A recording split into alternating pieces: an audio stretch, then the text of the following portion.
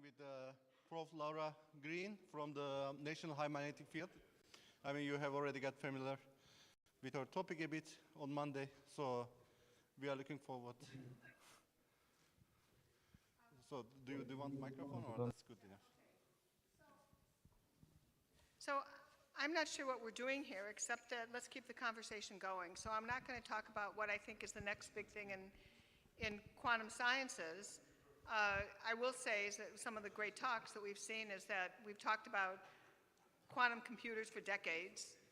And I guess my two take-home messages is that the importance of materials research, because if cold atoms are still in the running as a qubit, everything's still in the running. And so we have to keep alive the study of topological materials, heavy electron materials, every kind of material possible, because we still don't have the optimal qubit, which may be different for different applications.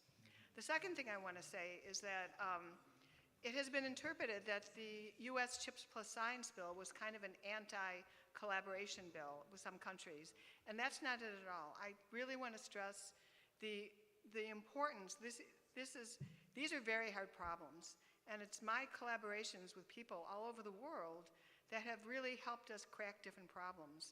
And I think we have to keep that in mind, that for science and even parts of technology go forward, we need to be able to look at this from different points of view, different backgrounds, different countries. And granted, people worry about spies, and we need to do this with vigilance, but keeping the doors open for international collaboration is vital for attacking our problems of the 21st century.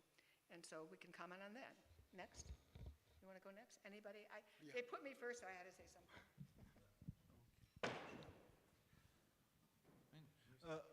Laura, I guess you had like 10 minutes. I what? You had like 10 minutes. It's so, okay. Okay. So the other... She will grab them later. That's okay. So I also think it's very important. I've been in this business for more years than I care to admit. And, if you were at my talk on Sunday, I have this big overview, which I think are important questions, but most of you people are down in the trenches and may have a better idea of what the next big thing is. For me to say this now is more of a general overview, and I'd rather hear people in the audience respond. 10 minutes is too long. Okay. I'll talk later.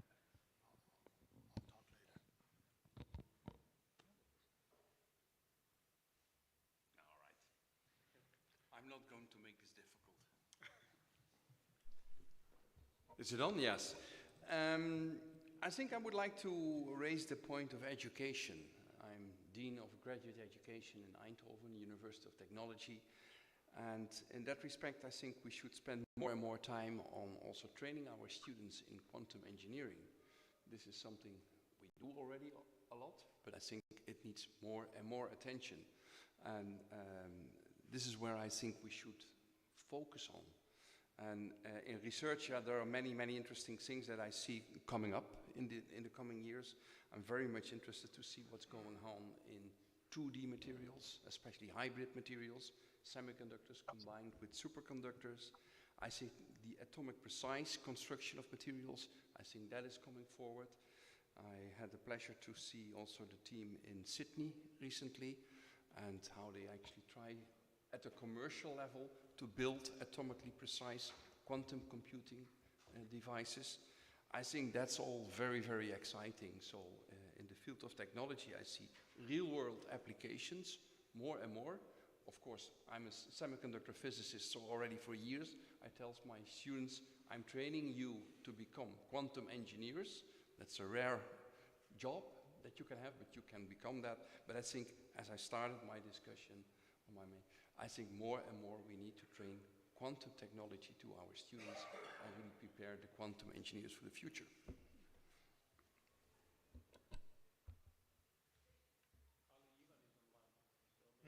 Okay. Ivan is online. Ivan. Yes. Hello, Ivan, can you hear us? I don't know. Yes, Hello, I Ivan. can hear you if you speak louder. Can you join us, please?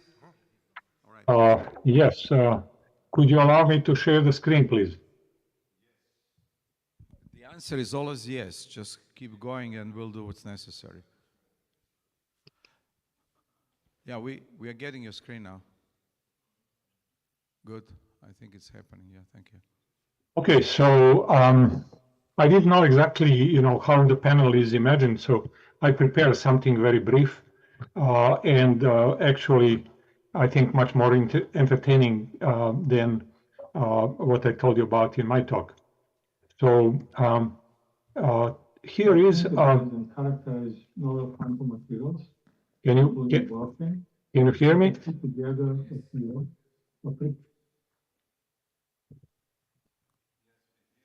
So this is a system that we put together at Yale. It's pretty unique. It contains an MBE synthesis coupled to a low energy electron microscope, which can also work as photoelectron microscope and also can provide lead.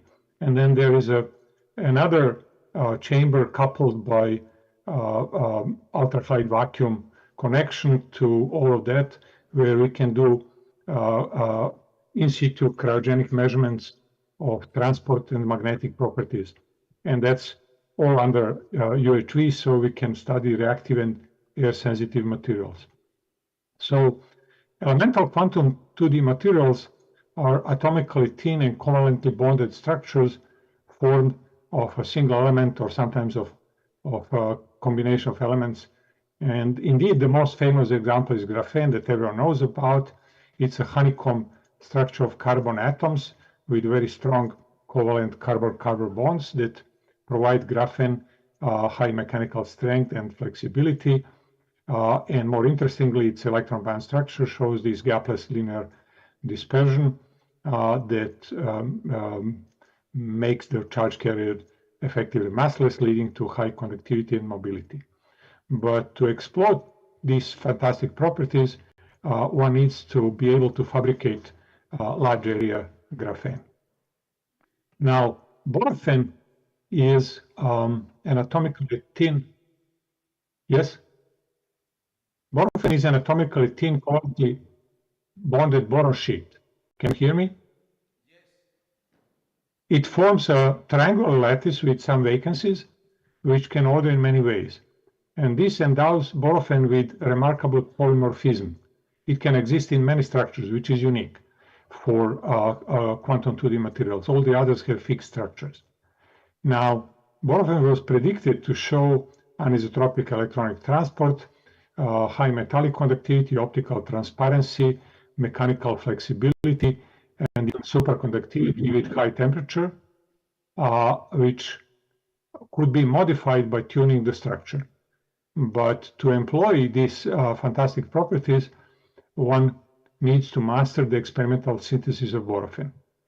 And now comes the entertaining part. This is a movie of growth of borofene on copper 111 surface. Borofene is blue and copper is copper. So you can see that the growth largely nucleates from a step edge in the substrate, growing on the lower terrace about 5 times faster along the edge than perpendicular to it. And some of these islands can reach an area of 100 microns. However, when we have better substrate with larger terraces, then nucleation can happen in the middle of the terrace, and then the islands tend to grow triangular. For a theorist, this one movie contains a PhD thesis worth of information about surface mobility, growth energetics, etc. On the technology sides, this opens the prospect of fabricating in-plane heterostructures. Now, to decipher the structure of borofene, we carried out micro-lead measurements. These 6 lead patterns were taken from a 1.5 micron spot at different positions on the surface. The white rhomboid indicates the unit cell of the substrate, and the red and the pink are the unit cell of borofene. The 6th domain results from threefold rotation of 2 types of unit cells with different chirality. With the lead pattern taken from a single domain, we could decode the big unit cell, which is about 2 by 1.5 nanometers. The simulated lead pattern fully agrees with the experimental data. And to get the atomic resolution, we attached a CO molecule to the STM tip. And in that case, the PZ orbital dominates the time process, and the spatial resolution improves remarkably. Using this technique, we got the atomically resolved images of borophane. By DFT calculation, then we can explore all the possible models that match this STM pattern. And the most stable structure is shown here. The zigzag line pattern in the STM image originates from the chains of vacancies. So in this work, we also successfully synthesized borophane flakes that with an area reaching 100 microns square.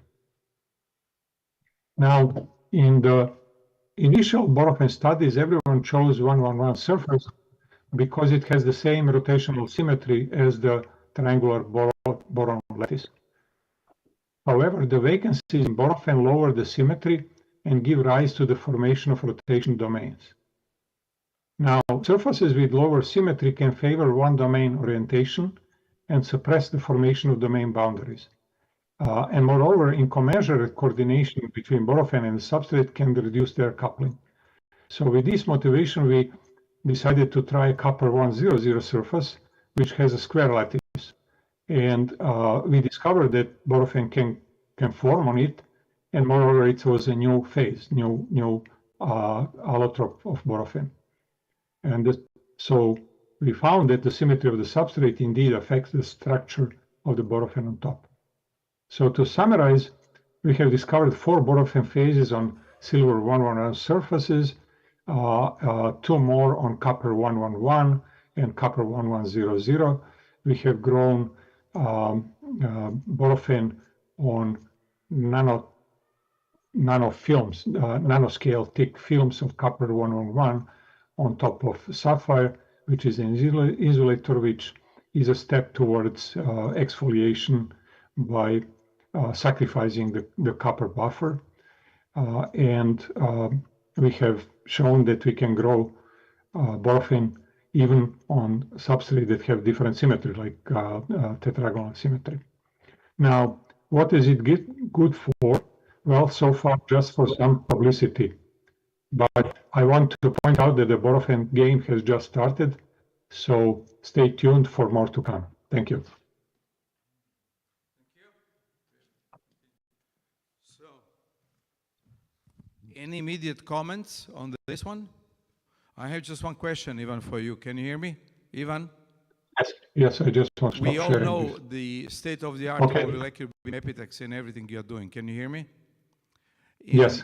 There will be additional discussions on other methods. Is there any other method apart from this one that you just now mentioned that is now of great interest to you, in your view? Yes, actually. Okay, so our method is very expensive and Yes. slow. It is great for exploring the phase diagram because we can do it in one day.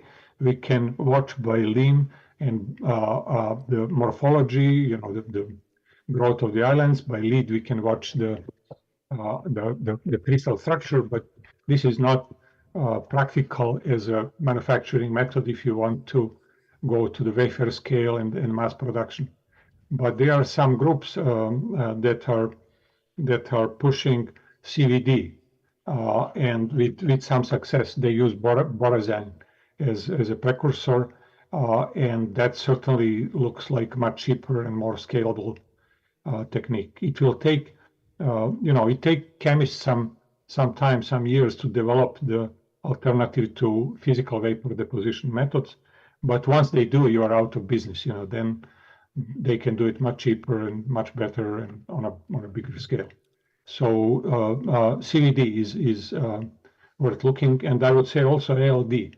So far there was nothing, but I would hope that in the future we will see some of that as well. Okay, thank you. I will not comment further because we had Wiesendanger here who made a whole talk yesterday, and we'll talk again tomorrow on how it can be done differently. It's very interesting. So we don't want to go more. I think we should go back to the panelists. Thanks, Ivan. So you're the next. Who wants to take the stage? Yeah, sure. Please keep going. Good evening, ladies and gentlemen. I'm Vladimir Fomin, and first of all, I would like to start with a congratulation to you all, because we are meeting during very special years. According to the decision of the General Assembly of the United Nations of the December last year, this year was declared an International Year of Fundamental Sciences for Sustainable Development. And this year started in June 2022, and it will end in June 2023. This decision of the United Nations had a goal to attract the attention of the society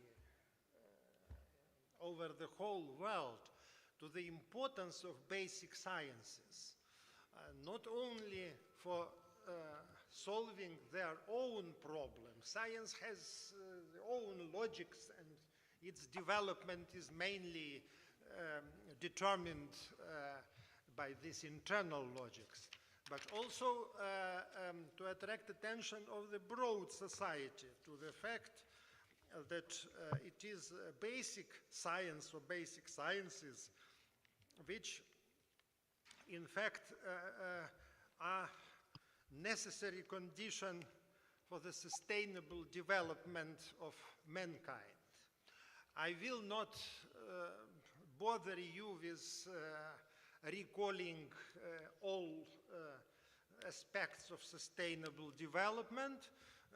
It's sufficient to recall the problem of climate and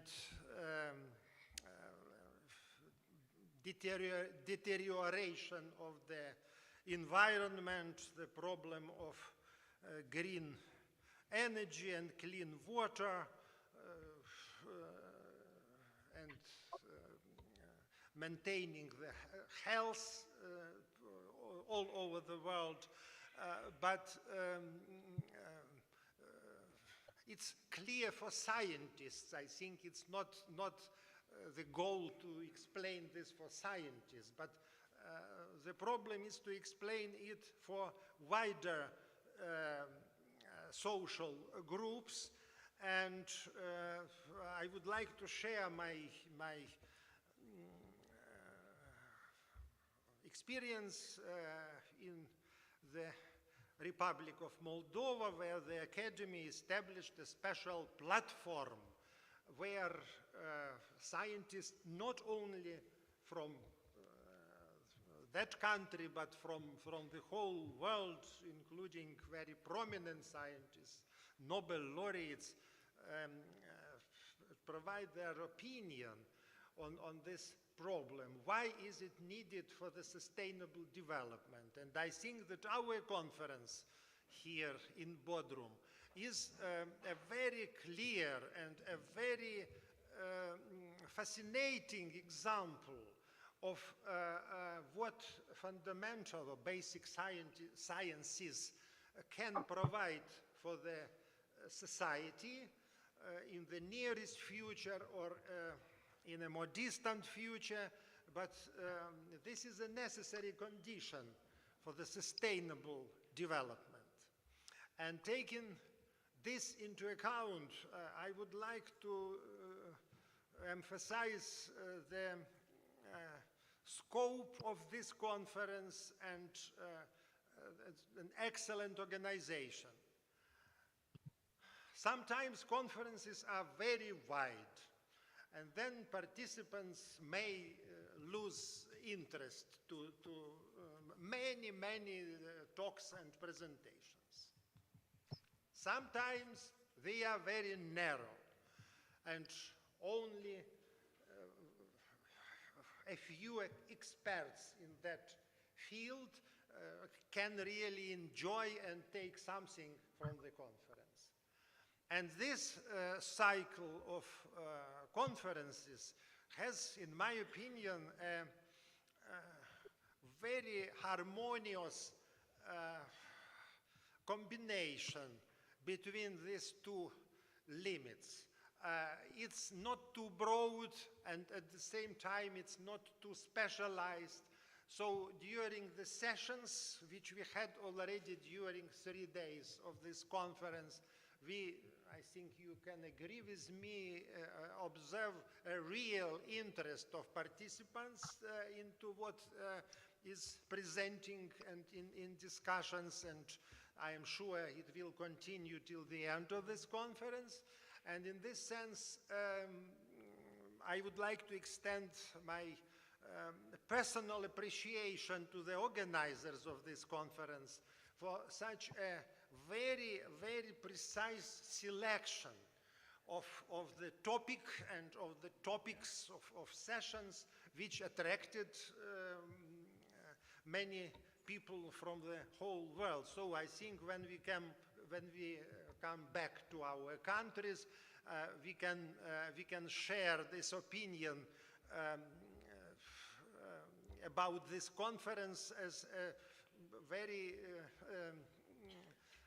important and influential event in the International Year of Basic Sciences for Sustainable Development. And before finishing, I am forced by the time where we live also to say another remark. This year was declared in December 2021, when the world was different than now. And when I am thinking about sustainable development, then next to many important points which were listed by the United Nations, I would include in this list as the first place simply the right to live. And in this sense, I would like to appreciate the position of our host country, Turkey, in the present situation, which, in spite of all tremendous difficulties, tries to find some bridges to make what is possible in order to serve as a mediator, though this situation is extremely tragic, but such efforts should be, and as long as they have been undertaken, again, I would like to express my very sincere appreciation of the role of the Republic of Turkey in our very uneasy time. Thank you. Thank you. We all share the views and take the Turkey and everybody else, also planetary scale. But we are coming back to the topic of the session, which is advances in quantum materials. While we fully share everything you say, but we really have to focus on the conference because we are worldwide experts, and the revolution that's taking place is stunning, and we all agree. So would you take a word now, or you want to? Thank you, please. So we will still stick on to that and then come back to the other topics. Thank you.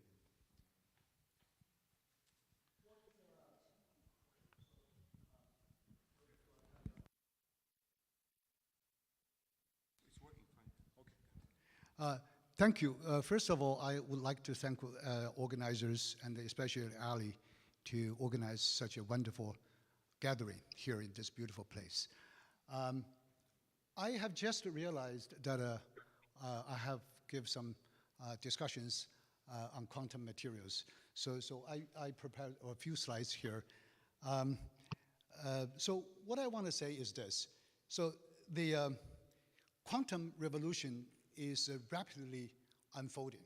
And we are talking about the quantum computing and such.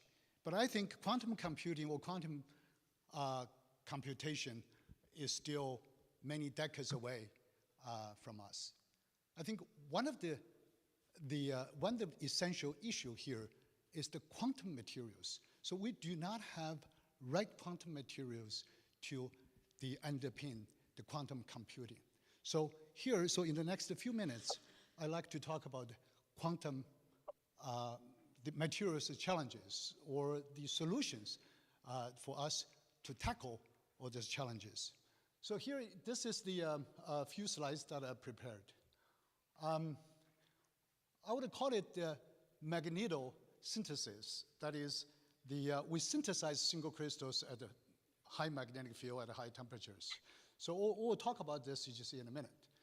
So, I'm talking about a class of materials that is driven by a combined effect of strong spin orbit interactions and also strong correlations. Okay, so that really, this type of materials really have extended our quantum materials beyond conventional mud insulators and the conventional topological insulators. So I'm using this this diagram here. This is by Leon Balance in a paper he published many years ago. So this is a Coulomb interaction. This is a spin orbit interactions. So the combination of these two interactions. Okay, so I have to remind everyone here that the mud insulator is driven by correlation, whereas a conventional topological materials is driven by strong spin orbit interactions. But here, we are talking about a combination of both. So then we have all kinds of new phases. So this really gives us a promise in realizing the novel states and, for example, novel superconductivity, superconducting states that would underpin the quantum computing. But then we are not there yet. The reason that we are not having this type of superconductivity, I think, superconductors, I think is one of the reasons is that we certainly will have many, see, this is theoretical models. But then many of these exciting theoretical novel phases only exist in the theoretical model. And there is not many clear-cut materials realization. For example, the quantum spin liquids. Okay, the novel superconducting states. We only talk about this on theoretical model. We don't see this. And one of the reasons that I think is because the materials. Okay, we cannot, oops, how do I, this is the wrong way. How do we go forward? Yeah, see, no.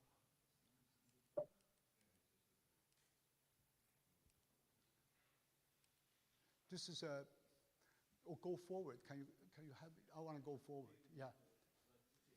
Go forward. Yeah.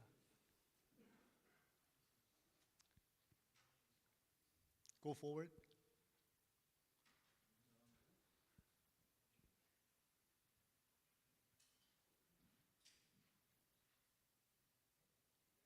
Forward. All the way. All the way. Can I do it?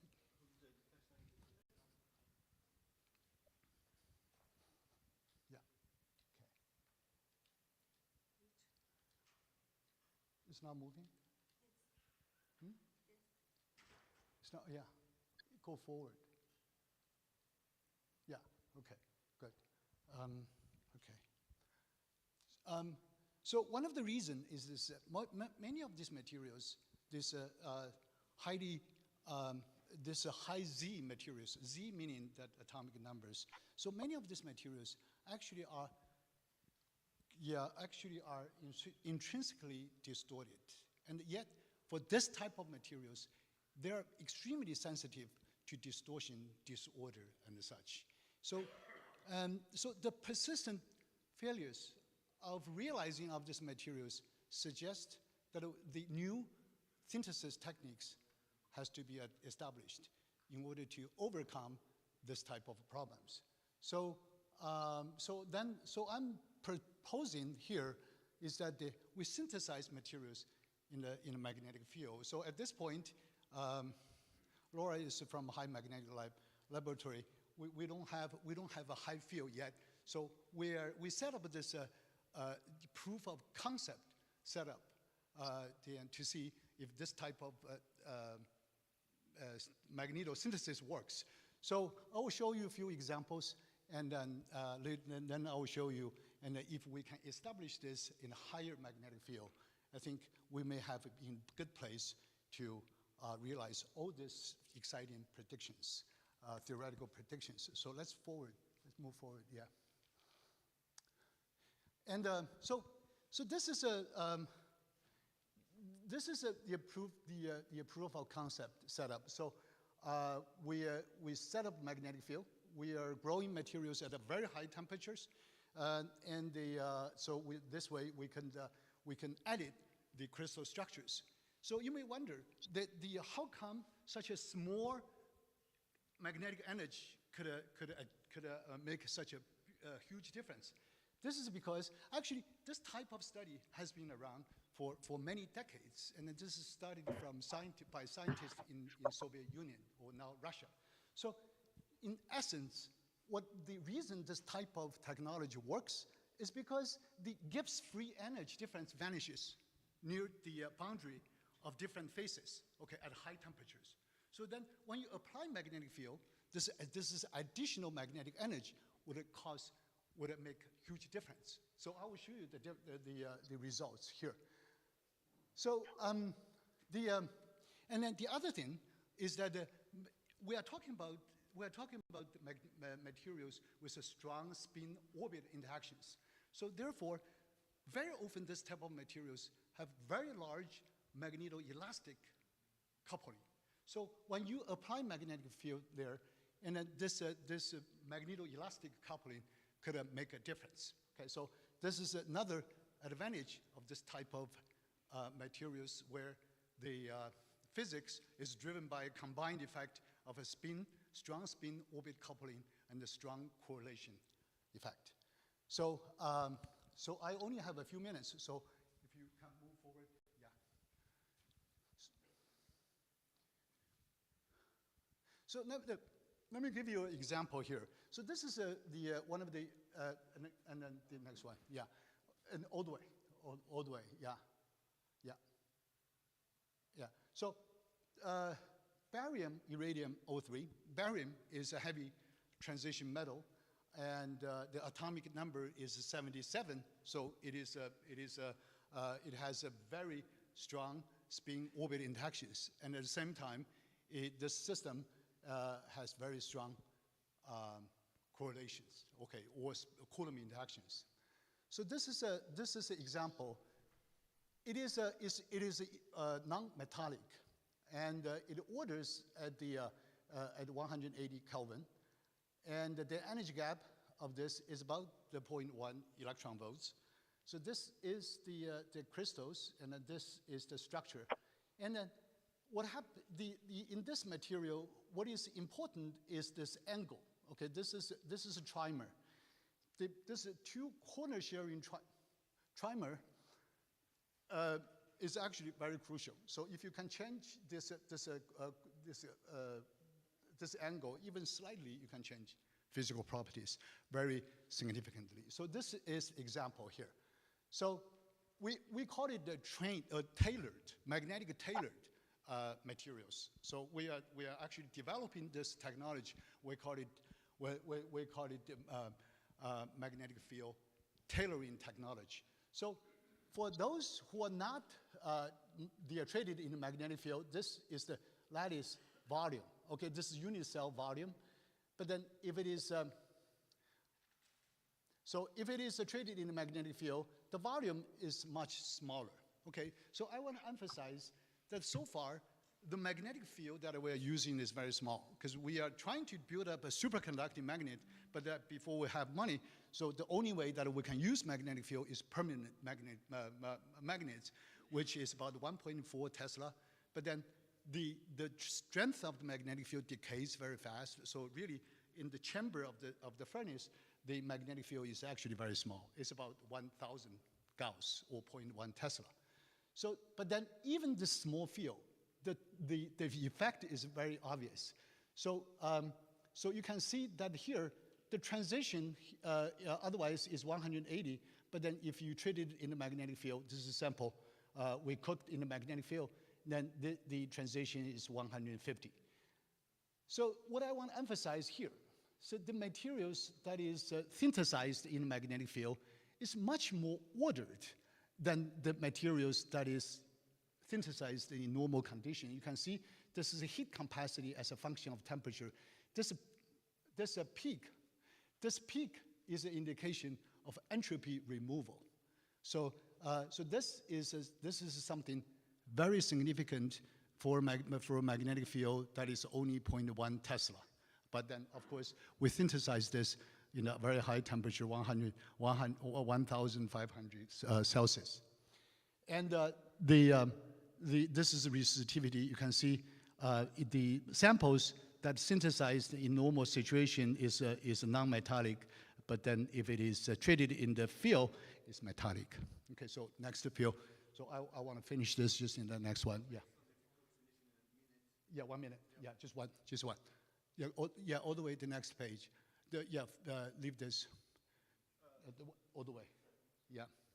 So that's one.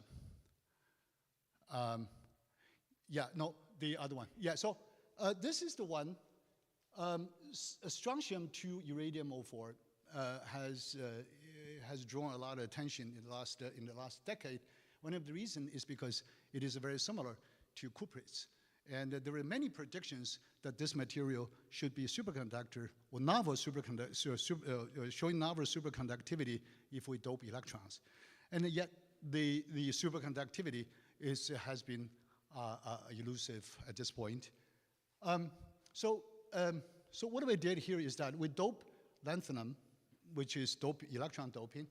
But then if it's in normal situation, if you synthesize these materials, and then this is still showing semiconducting behavior. But then if you synthesize these materials in a magnetic field, then you can see there is this abrupt dropping in resistivity below 20 Kelvin.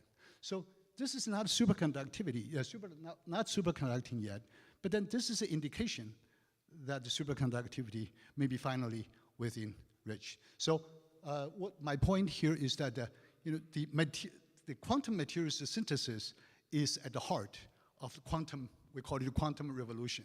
So we need all kinds of new approaches for synthesize new quantum materials. Thank you.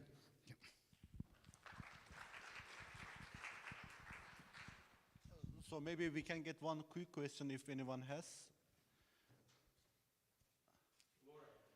Laura. Just wanted to know, what's the method? What's the method of growth? Is it flux growth or? Flux. This is flux. It's flux, but then our goal is to do both flux and the floating zone. And how big of, let's see, so how does the magnetic field work around it? Because you said it decreases when you get to the center. I didn't quite understand that. Okay, so if you go back to, just go back to a few slides.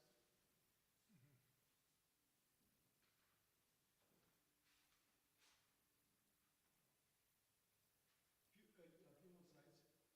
It's a very tricky changer. I learned that the hard way.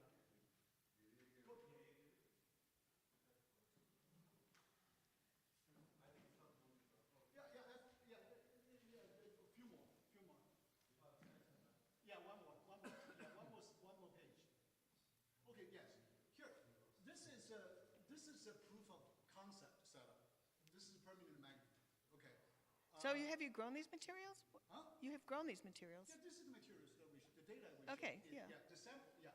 So this is the crucible. So the distance about this is about the 10 centimeters away. So it decays very fast. So you're using a 1.5 Tesla just wound magnet? If it's here. Okay. If it is here. Yeah, this is 1.5, and at this point it's already 0.1 at most. Okay. Tesla, yeah. Thanks. Yeah. So thank you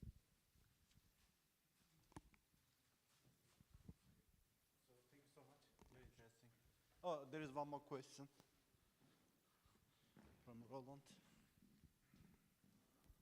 Maybe a comment and a question. It's a very nice idea However, it's clear that even when using fields, magnetic fields of several Tesla, the associated Zeeman energy scale is rather small. So what we recently did is we are making use of magnetic exchange fields when doing templated growth on a magnetic substrate. You can actually guide the growth morphology as well as structural details when using exchange fields. Maybe this is also a direction. Pardon? Exchange fields are much higher than any Zeeman fields, of course. Yeah. They can, the associated energy scales for Zeeman energies typically are on the order of milli-electron volts, but here you can really get exchange fields of several eV. It's a 3 orders of magnitude difference usually.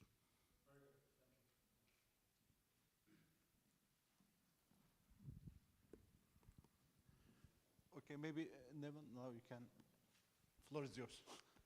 Good evening to everybody. My name is Neven Barišić, and by looking at the program today, I realized that I give a talk, contribution under the name 2BA, no? So it's very general title of the talk, so I will also share very general thoughts of mine regarding material and where the material science is going. First of all, I would like to start with a simple constatation.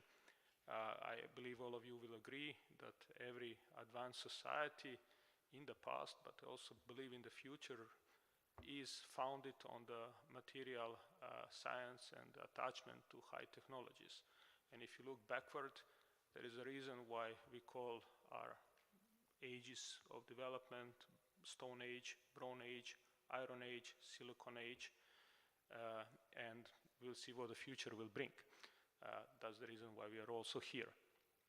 And we didn't run out of stones as a material to go to the Iron Age or to the Bronze Age. We just found a better material.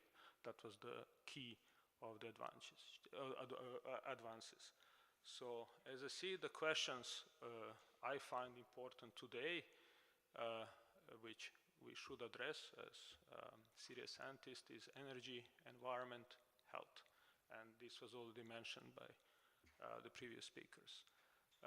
And again, the answers to these key questions, and we see how energy is important today, lies in material and high technologies, how to couple them. And at this conference, it's a very good example. Even the name of the conference slightly changed to emphasize the importance of application of these novel materials in devices. And that's what we are doing. And there is more and more, not really me, but I'm still on the material side. And we see this shift towards the applications in quantum devices. And why this is so? The reason is rather simple, in my opinion, although it's very complicated to come to it, is because we learned how to make materials atom by atom in the form of a monolayer, in a form of thin films, in a form of bulk single crystals. So we are growing better and better materials and diversified materials. And this also brings us a problem which we should be partially aware, and this is that there are so many different topics now. And then it's really hard to find a critical mass of scientists working on one topic. This is not only our mistake, I believe, it's more profound. The problem is also in the funding agencies. The funding agencies would like to see that you are dealing with one problem, and then many people run and look for the niche, and they work in a certain niches. What I try to transmit to my students when we are speaking about the education of the students is that they found their Moby Dick, okay? So that they found the problem they want to spend their life, because, you know, once when you choose your problem, I run my problem for the last 15, 20 years, many of you even longer. You choose wisely which problem you want to spend the life on. No? And in this sense, choosing of this problem and finding a niche, it's a very complicated task because the funding agencies would like that you publish a lot and that you have a place where you are safe and secure. I work in the field of high TC superconductors, cooperates mostly. I did address also other problems in the past, but my Moby Dick, if I may say, is understanding or contribute, in fact, to understanding of high TC superconductors. I honestly don't care if I solve it or not. I just want to see this problem solved by whoever, and I would be very happy that once I see this problem solved. Cooperates, I will tell you a few messages which I pick up by working in cooperates, because that's what I know. It's a very complex problem. Materials are very complex as a material, but it's also a very complex society. So there is many messages one could pull out from working in this society, in this community, in this problem.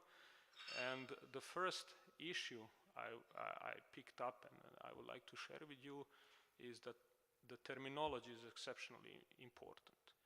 I see many times that the new name is introduced for a phenomena or for a curve which is well known. So it's kind of maybe good for funding, but introduce a big mess in the field. And to be able to communicate with other scientists, you need to know what you're talking about, and that's really essential to keep the terminology clean. In this renaming and dealing with the terminology, in my opinion, the achievements of the solid state physics, which we managed to do, we should not underestimate, calling it, for example, boring, simple, all physics. There is no all physics, there is only correct physics or incorrect physics. One good example of that, in my opinion, is Fermi liquid. I did talk in my talk a lot about the Fermi liquids, and in my opinion, this is not a simple thing. You have 10 to 23 electrons. They see each other by Coulomb interaction. These are long distance interaction. And nevertheless, you can treat them as a quasi-particle. This is a beauty of nature and not a simple thing. If you look at the heavy fermion, this is even more complex.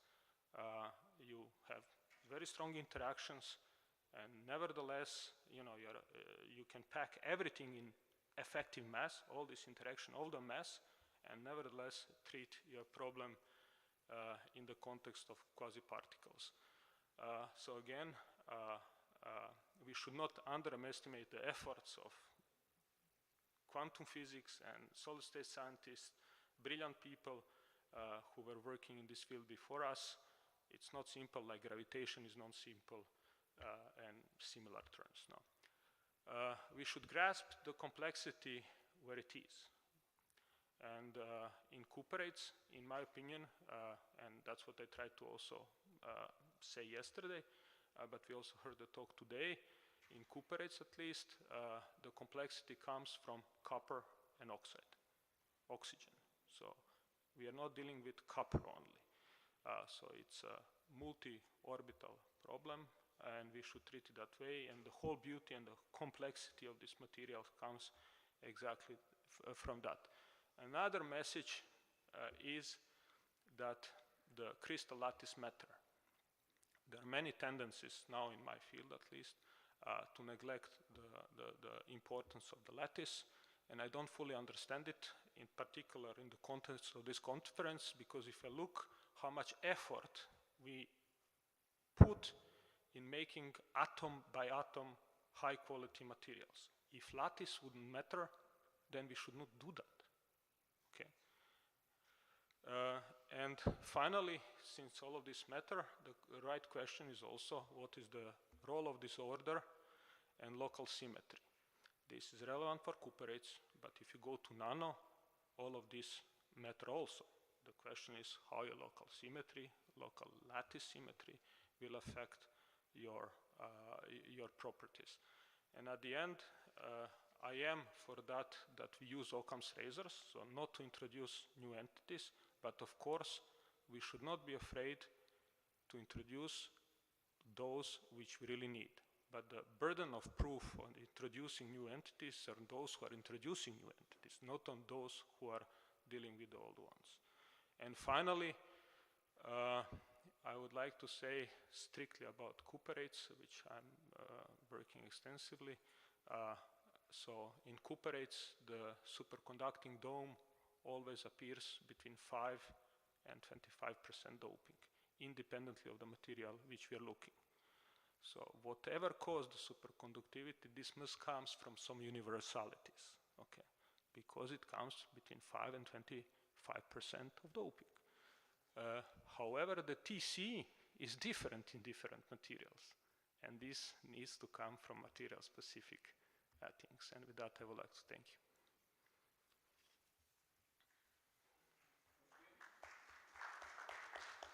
Any emergent question anybody wants to say?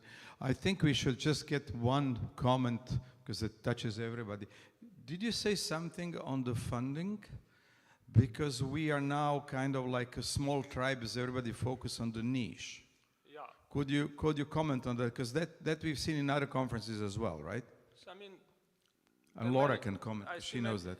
There are better suited people to discuss funding than me, but as a person who is applying for funding and got some funding for his research, you know, I'm really annoyed in many sense that you know, we need to write plans or funding plans and promises, and research is research. We don't know exactly what we'll found one day. And many of this way, particularly in the countries I'm working, in some countries is different, it's not every country different, same, is that essentially administrator force us to in some schema and some block, and I must say that my colleagues kind of accept whatever administrator is telling them. So they told them jump, and they ask how high. And since they're super smart, they even jump the double. And by that they set certain standards which are really hard to reach. And my question is, why should I jump? And I think that this is something we should really turn upside down and not go in the direction which we are forced to go currently. You know? Thank you, Neven. If anybody wants to comment? Is your point that it's getting dramatically more and more difficult to get funding for fundamental science? Yeah, that's true. Not everywhere in the world, but in most places in the world. And you know, there's a lot of components in there. You know, one of them is, you had mentioned education, is that, you know, the general public doesn't understand that, you know, 28 years ago, these materials didn't exist, right? And they just don't get it. So I think that's one of the things we're charged with. So we have to just talk to our politicians, not about politics, just that, you know, between AAAS and APS and other organizations, you can show your leaders that there is a direct correlation between fundamental science funding and GDP in country after country after country. And then you also have to realize that you're going to be in competition. You have to argue it in competition with refugee crises, the water crises, climate change, you know, pandemics. And, you know, you can argue why it's so important. I mean, one time we deconstructed the iPad. It wasn't some guy sitting in his basement inventing it. It was decades and decades of funding from DOE, DOD, international collaboration. And that's going to be important to drive home. And it's very difficult because, you know, there's a pie that's so big, and it's just hard to get these points across. And so a lot of us think about it a lot. And we've made some steps forward here and there, but it's very important. So. I mean, I fully agree with you, Laura. I mean, the thing is that when I discuss this issue, because I think it's a very important issue for all of us, with many of my colleagues, their first reaction is that they need to explain to the taxpayers what we are doing. Very, very much. Okay, I mean, I think it's a wrong attitude. and No, everybody, just let me yeah, finish, just exactly. a second, you know. First of all, to understand what we are doing, you need to have years and years of education, which taxpayers do not have. Second thing, you can cheat them. That's a different thing. Second thing is that, you know, we are not getting this money for our amusement, as you said, so which some of my colleagues are saying. These taxpayers do have a job because we provide them a job. So I'm just saying, everything what you said, I agree fully. I'm just saying that our attitude should be different. It's not jump how high. We are those who are creating the goods in this society. Yeah, Stone Age, Bronze Age, Iron Age. And we should take this attitude in the future. I agree with you completely. I guess the only time I flinched was that we don't have to educate the general public about the details of our science, but we need to educate the general public to think, you know, critically, which is, I think, getting lost in the world. I mean, you can argue which countries, et cetera, but I think in general, getting your history from Instagram and your science from Reddit is not the best way to go. So every chance I get, I'm in a taxi cab, I'm sitting on a bus, and you just bring it up, talk to your dentist, you know. And then the other thing which I encourage people to do is that get a relationship with your lawmakers. You're not asking for money, you're just saying, hey, did you see this? I just want to tell you about this. And that puts the charge on all of us to learn how, we have like one of the world's expert here, Erica Carlson, on communicating science to the general public. It puts the onus on us. Our charge as scientists is to disseminate our information. And it's not just to us, but it's also to the public and to kids, et cetera, et cetera. So no one's telling anybody to do it full time. Some people do a great job of that, but we can't lose sight of at least some of our time. We all have to do that, just like we have to publish in journals. So we agree in all these different countries. No, again, I agree. I just want to say that instead, you know, explaining every problem, because this is impossible when to taxpayers, we should Good do point.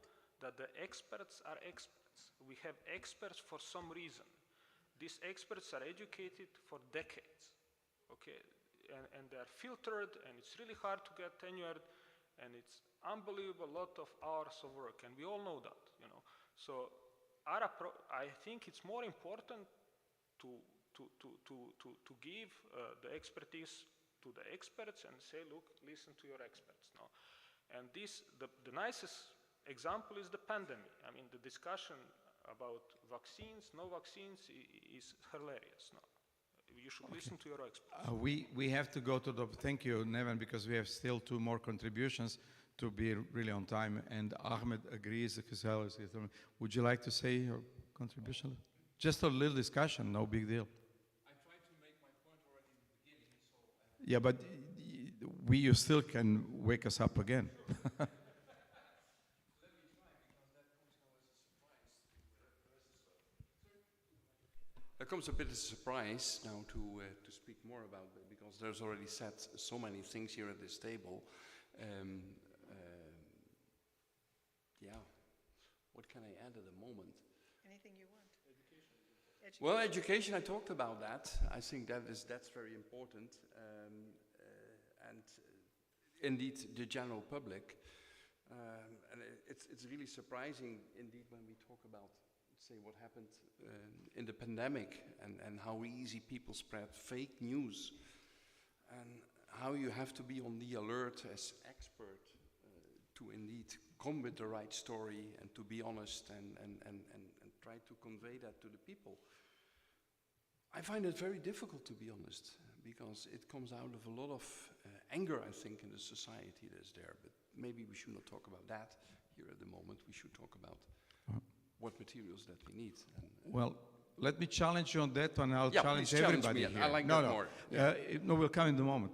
We will. But when you read Feynman, for example, and not just him, and you were in some of these labs, they always talk about Los Alamos Manhattan Project. Yep. Because they had a critical mass, and then within 2 years they did fantastic. Not just introductory. Later on, and when I studied science, and many people here, we used to have let's say, IBM and Bell Labs, of course, Bellcore, and that created heck of a competition, and they were kind of like attractors, right? And so it was not as drastic as Neven said that we had all this, everybody had to just go to the niche. It was kind of somewhat simpler. I'm not saying it's a good way, but that's how it went. Now it kind of looks different, so you can comment on that, I'm sure. Yeah, well, I want to comment on the Manhattan Project that had a very, very clear goal, and then you could share everybody again, behind that goal. So that's also, can we put some things on the table where we say, hey, that is our rocket to the moon that we need. That's another example of such a beautiful example. So can we define such a goal that we have together? And the other thing that you mentioned, the labs of IBM, I have worked at IBM lab myself. I've seen also Philips labs in the Netherlands, and where you saw that companies felt a commitment that free science can lead to, and that's really the independence, so actually it's the opposite of what we're just discussing with the Manhattan Project or the Apollo Project, where everybody can go for interesting things and then, hey, this leads somewhere, this can be interesting. It was said, we did not run out of stones. I think we also were not running out of radio tubes when we invented the transistor. So, yeah, there's a case to be made for both.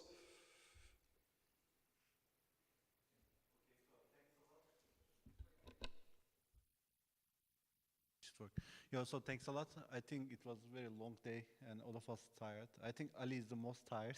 He was working most, but it would be great if we can finish the night with a few words from him. Well, ask Ivan online, maybe he still has some online.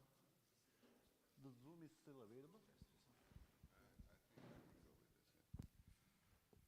Well, I think it's difficult to say more what you have already said. I mean, and the idea behind this, having the panel, is to make a dynamic debate on the.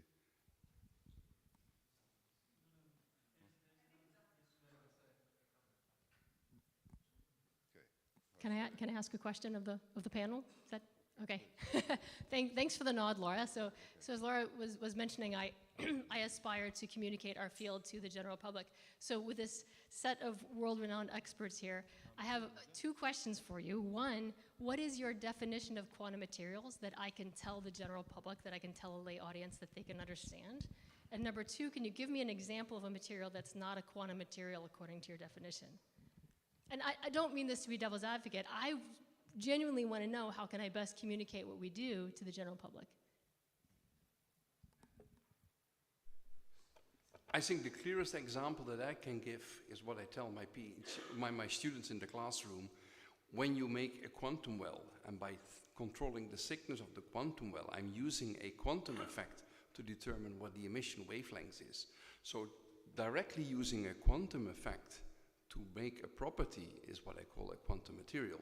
And yes, in the end, everything consists of atoms. That's full of quantum physics. So I've been giving this talk about solved and unsolved quantum materials, when in fact, anything that uses a wave, a particle wave, has an electron. So I would literally, if I'm talking to a general audience, or even anybody else, copper is a quantum material, silicon is a quantum material, wood probably isn't, okay? And why would you make that distinction? Because you're going to have different kind of bonding, and quantum mechanics still plays a role. But so one of the things, I wrote an article with Tomasz Durkowicz a few years ago, and we talked about the quantum revolution and the second quantum revolution. And the first quantum revolution, which we all know and love, was understanding and controlling the quantum. So that, how can you understand that the smallest thing you can make in a size, in a charge, et cetera, that's the limit. You can't cut that in half. And so how do you control, squid magnetometers, for instance, how do you control these things? Now, from what I understand, to just bring it to the simplest level, since they are waves, we're not just controlling the wavelet itself, we're controlling, since it's a wave and it has a phase, we're understanding and controlling the phase. So that's kind of the way, and that definition has come out of many, many arguments in studies about what do you mean by quantum materials. So I'd be interested in what you've learned too. Anybody else want to add? I can say something. So I was for years annoyed by the term quantum materials. I just said that with terminology we should be very careful. I was calling them correlated materials, and I was very happy to call them correlated materials. However, there is a point which both speakers before me mentioned.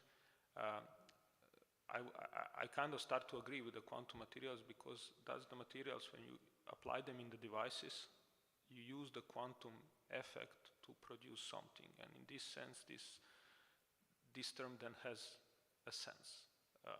And that would be my definition of a quantum material, which I look for along. Yeah. Thank you. We have to check, is there anybody still online before we round it off? Ivan, are you still online? Maybe you want to add something, or anybody else online? Because we have to be polite to those. If Yes, nobody I'm online. Yes, Ivan, could you like kindly, yes? Yeah, what Neven said, I think every material is quantum material, or, there is no material that's not quantum material, but we can make it narrower and saying that we reserve this term for materials that are used in devices where quantum effects are essential, and that narrows it down a lot. Or macroscopic quantum phenomena where you are measuring macroscopic, you're doing some macroscopic measurement, but you are seeing H or H bar. Those would be materials that have use in quantum devices. Of course, when you go nanoscale, then you have spatial quantization. So any two-dimensional, quasi-two-dimensional material, nanowires, nanorods, nanoparticles, they would also qualify as quantum, even though they are not devices. These are just elements. I think it's important exercise for us to try to give succinct one sentence, clear definition of what quantum materials are, rather than hype. Thank you. I just want to make two quick comments, and this is my personal experience, not to do with any of you. Whenever I mention the word quantum out of our circles, does it mean the family or friends or businessmen? I live in Switzerland. I mean, nobody knows anything. Actually, they switch off. I mean, I go for lunches with bankers, I mean, top-level bankers, investors, billionaires, anything you want. We have it daily in Switzerland. And we even have to write for National Science Foundation half-page abstract for every peasant in the country. He or she should understand what we are doing, talking about simplifying. At least that's the idea. But nevertheless, and I tell you, I'm trying myself, most of the time when I use the word while we are doing quantum materials, we are here, we are basically considered an odd crowd or whatever. So I don't know how to bridge that. I'm not saying we have to answer that, but that comes to your topic. So you can comment, because you would love to have a lovely mankind. I love your ideas, but that's not my experience. So please comment. Yeah, a little bit synthesis. It is your concern, dear moderator, and similar concerns which brought United Nations to this idea to have special efforts throughout the whole world to bring the idea of importance of basic sciences, in particular of quantum physics, to the broad audience. And this is not only school children and young people who will be next generations in science, but to decision makers. I think in many cases, not only bankers, but decision makers in policy are not aware of what quantum physics did, what it is providing now, and what it can do. They have the basis for their decisions somewhere else. Yes. And this is very important. Thank you, we agree. And we will not go forever because we cannot. It's simply time which is at our disposal. Yeah. And we have people, by all means, profit from that because Laura can give you experiences from various stages of career which we discussed, and same with myself. We cannot do all of that today. Yeah. And there are other people, yourself including, and everybody in the audience, including what's going to happen tomorrow. I just want to challenge one gentleman here who happens to be, of course, one of the speakers. And this is because you mentioned a different topic on quantum materials. I'll make it simplifying for all the audience. Basically, what Professor Wiesendager from Hamburg is doing, he's basically using what we call nanoscopic tools, like those evolved, let's call them STMs for simplified audience. And then he grows the materials. That is really quantum. You can't do it differently like that. And that's kind of alternative to all this, let's call them layering techniques of growing crystals techniques. Would you kindly comment here now from your point of view, because you were also announcing P-wave, different structuring, and it's a different route to some extent. Could you kindly comment, please? Yeah, thank you very much. I think I will have an opportunity tomorrow during the discussion session, so I would like to keep things short, yeah. So I think that especially the nanoscience tools like STM and related techniques have provided a wonderful opportunity to combine quantum-based materials design with the great perspectives of applications. And I think we have now gone from, say, the 2D world and 2D technology, which was, of course, reflected by the development of semiconductor heterostructures based on the MBE technique several decades ago. We then went on to apply this technique in the field of magnetic technology, leading to effects like GMR, TMR, which had great applications in magnetic data recording technology. We are on the way, for instance, with a beautiful work of Ivan Bozovic, to apply these techniques in the field of superconductivity. But now we do not only have, of course, the great opportunity to make a materials design based on a layer-by-layer growth fashion, but we can also, of course, determine the in-plane structure by structuring on an atomic scale, on an atomic level, the materials. And that creates, of course, immediately opportunities for quasi-1D systems. And we can make use, of course, of concepts of hybrid materials to have different kind of combinations then.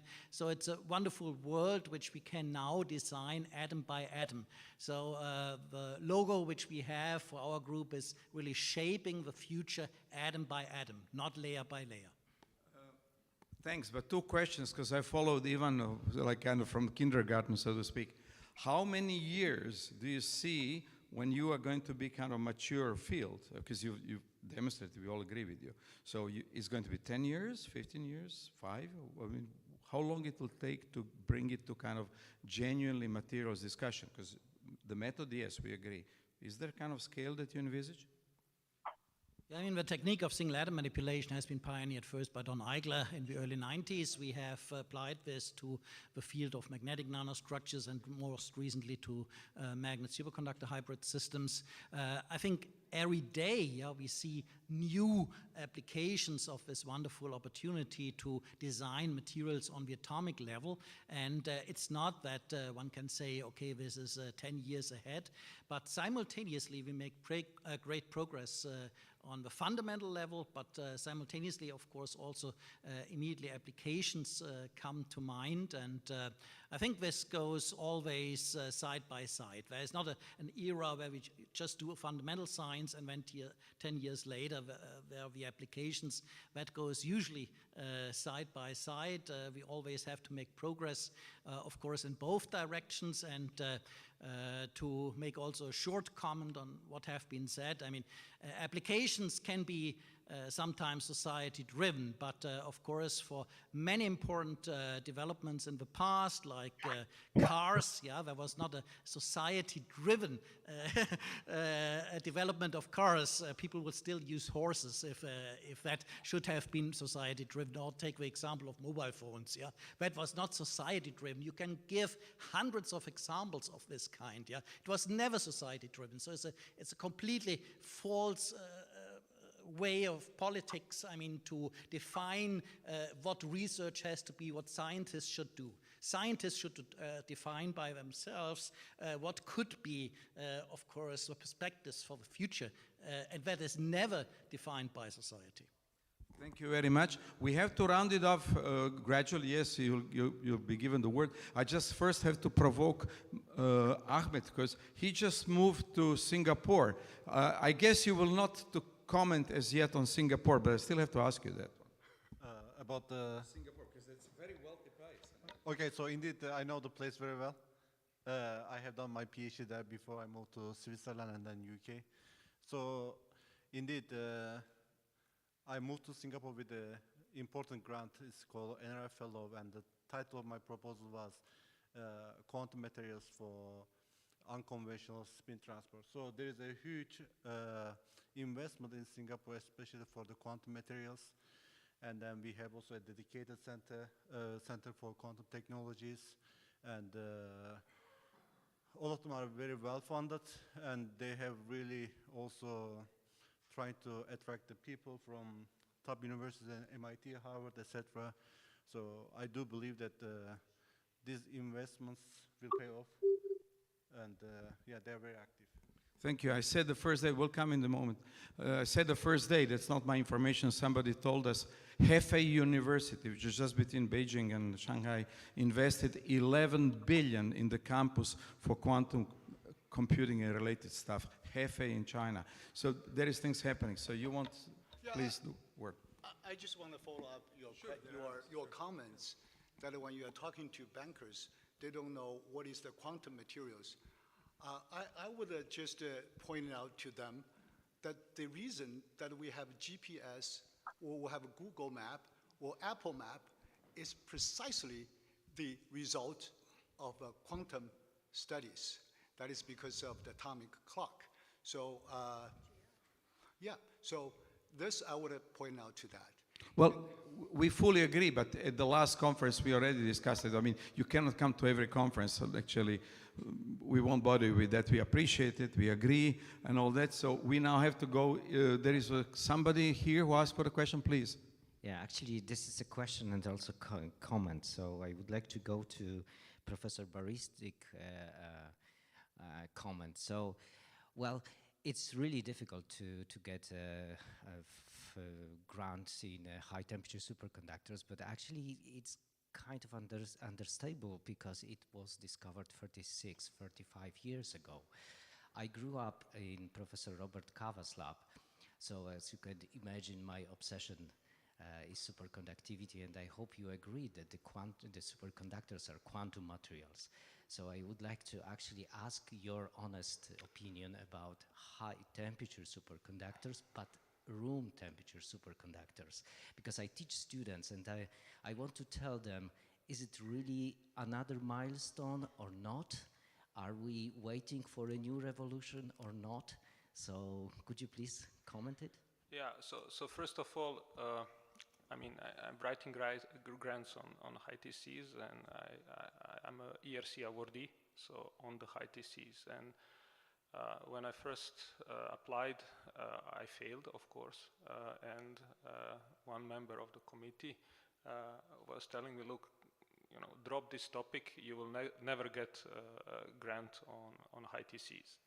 And I told him, look, it's not the ERC panel who will decide which kind of research I will do.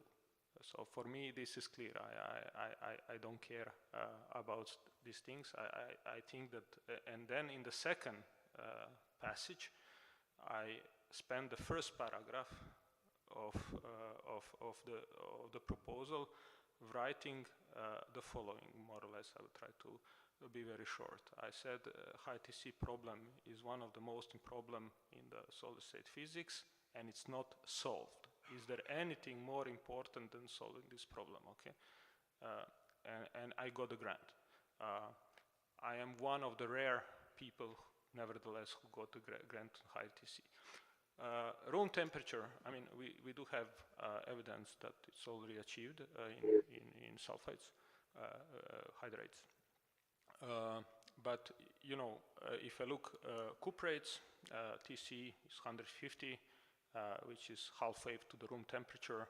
And we all know how a factor of 2 is easy to lose in calculations. So we are there, order of magnitude is there.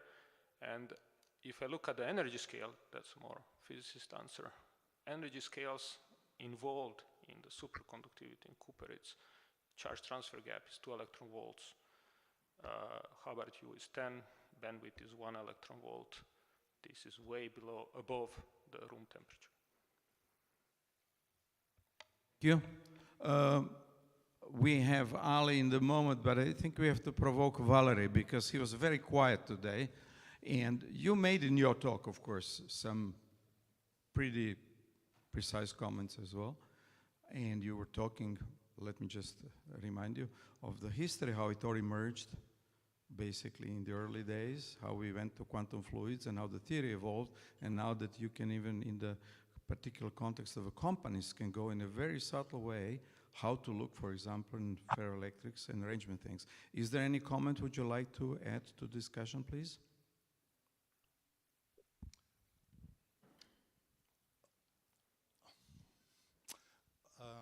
Not a comment, maybe a question.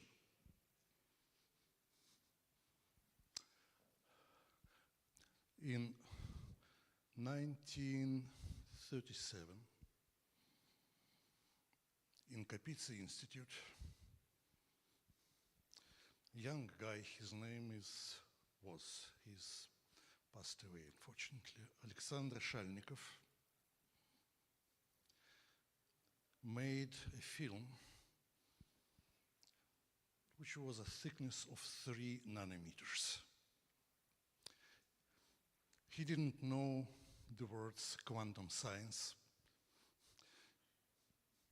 He never used anything like that. He just made this like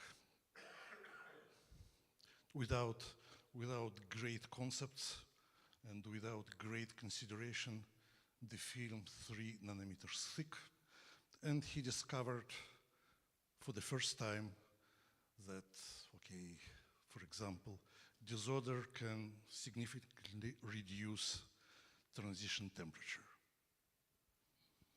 Then, okay, and this is where, okay, my question comes from. Is it that important what we call, of course, we know pretty well that in order to like, okay, get grants, we have to use beautiful terminology, which has absolutely nothing behind, but it's one story. And another story is how like, okay, to make science. So Shalnikov didn't use these beautiful words. He just made nanofilm, which other people were capable to make, well, 1937. When it was necessary to discover Shubnikov state in the beginning of 50s, it was another beautiful experiment. People were trying, okay, Zavaritsky, to make this very thin film, made some mistake. Shalnikov showed him how to make this film like, again, something like 5 nanometers. All this modern superconductivity came from this experiment because then Abrikosov lattice was discovered. Again, they didn't use beautiful terminology, they didn't know what is quantum science, and somehow they made the progress. So then it's okay. My question, what are we supposed to do? To develop beautiful terminology and argue about this? What is half quantum, 3/4 of quantum? Or we learn how to do things? Thank you, Valerie. I'll certainly will not reply because I'm chairing the evening, so there's no way I would reply. I'll reply later off over coffee, but it's another story. Any reply immediately before we check on the line? Is there still anybody there, like Ivan Božić, somebody else? Ivan, you want to comment, please? Yes, I want to give it another shot. It will be just a short sentence. Quantum materials are materials that feature some prominent quantum properties. Now, quantum properties are physical properties that do not have a classical analog, like superconductivity, quantum Hall effect, etc. Okay, that's exprompt, but that's the best I think of in a few minutes. Do you want also to comment to Valerie provocation? I guess not, but I will give him later, but now never. So I have a very strong opinion about what you said. The thing is, when you use shiny words, okay, which means nothing, the problem is you break some taboos. By breaking those taboos, and what we are seeing more and more in science, there is more and more faking and lying in science. And also, the next problem is that your students are seeing that. And which kind of education do you give to your students in the young generation that will follow? That lying in science is allowed? No, lying in science should be expelled from the science. Thank you. We may or may not agree. Now, we got a special blessing from Ali that we can go slightly into overtime. Ahmed, do you want to add something immediately? You're okay. Now, is there anybody in the audience that's absolutely desperate before we offer a bottle of champagne to tell us something about quantum? Or is not? Because we are continuing tomorrow, day after tomorrow, so this is not the end. The idea of this evening, and we agree on that, right, Mr. Chairman? We want to wake you up. What Valerie is doing, he doesn't want you to go back home and sleep. Same with everybody in the panel. I guarantee you, I know them all. None of them wants you just to go for your funding and then you do mumbo jumbo. And you agree with me, and this is what I discussed with you over coffee. We are here fundamentally kids playing in the sand next to the sea. And that's what you want, and we agree. But we can't get out of the boundary conditions, right, Carlo? So boundary conditions are another story. And that is what we all agree. So if there is nobody here that wants immediately to say something, then I have to give the word to Ali. You always have to say. Well, well, I think we're just being on time. I think we had a good start because we still have another panel tomorrow. I think people can contribute. Instead of me saying something, and the colleagues here would like to say more things, maybe. Well, everyone has some personal insights to superconductors because I've been in superconductivity more than 35 years. I don't know how many superconductors have been synthesized since the discovery, maybe 6,000, 7,000, I don't know. But there will be maybe only few, up to 6. It has potential applications of today needs, let's say. And the prototypes we have is based on the junctions discovered in 1960s, aluminum oxide or niobium, whatever. Well, it's a very wide and deep field to go and become deterministic. It's like quantum physics, so we can be 1 or 0 and 1 plus 0. So this is a very huge area, and I totally agree with the all panelists.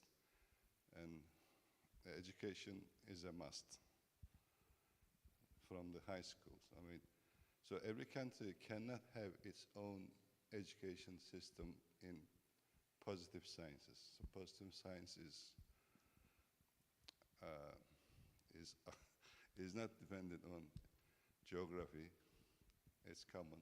It's universal. It's not even regional issue. So I think the message that panel should give the Turkish decision makers, politicians, to go into deep science for the talents of future. And this is my message, at least, if not the panel's message. And I think I have a right to say this as a citizen of this country. So we must go to bar because I can't have an excuse to say something like this after drinking. So, well, thank you all for attending the panel. I think we have more dynamic panel tomorrow.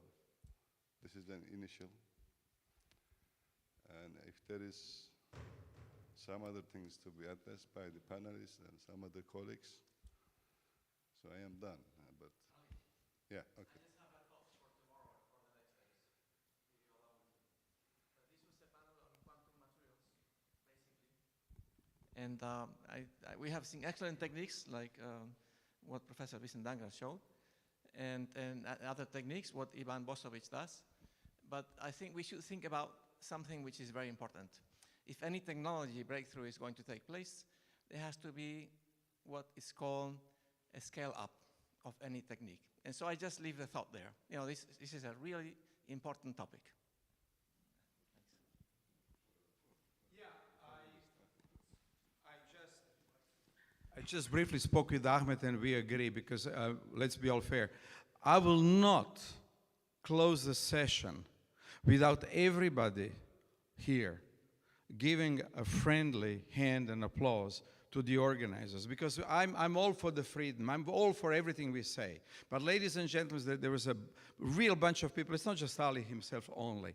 And I really want to give an applause to all those people who brought us here and all the funding agencies. They are not nice, but they're still funding us all. And I really want to thank them that we can discuss quantum here. Thank you very much. And then a special news, Ali doesn't know what to do, so he's paying champagne for everybody outside. Thank you, Ali, you're a very nice guy. It's a French champagne, of course.